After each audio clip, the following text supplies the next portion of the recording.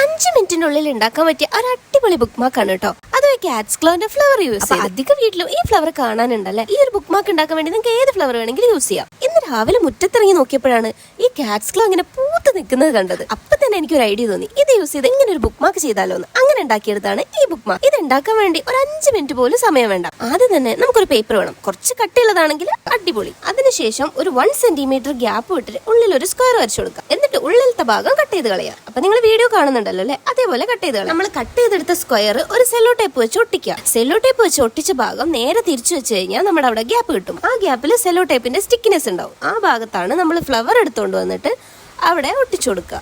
അത് നിങ്ങൾക്ക് ഏത് ഷേപ്പിൽ വേണമെങ്കിലും ഒട്ടിക്കാം കേട്ടോ. വേണമെങ്കിൽ പെറ്റൽസ് മാത്രം ഒട്ടിക്കാം, അല്ലെങ്കിൽ ഫുൾ സൈസ് ഫ്ലവർ ആയിട്ട് ഒട്ടിക്കാം.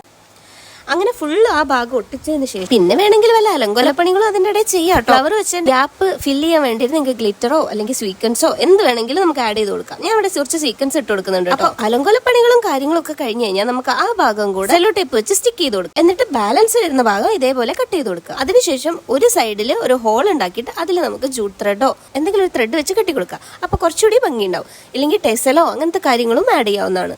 അപ്പൊ ഇതാണ് നമ്മുടെ ഫൈനൽ റിസൾട്ട്. എങ്ങനെയുണ്ട്, കൊള്ളാമോ? ഇഷ്ടപ്പെട്ടെങ്കിൽ എന്നും പറയുന്ന പോലെ ലൈക്ക് ചെയ്യുക, കമന്റ് ചെയ്യുക, സബ്സ്ക്രൈബ് ചെയ്യുക. അപ്പൊ അടുത്ത വീഡിയോ കാണുന്നവരെ ബൈ ബൈ.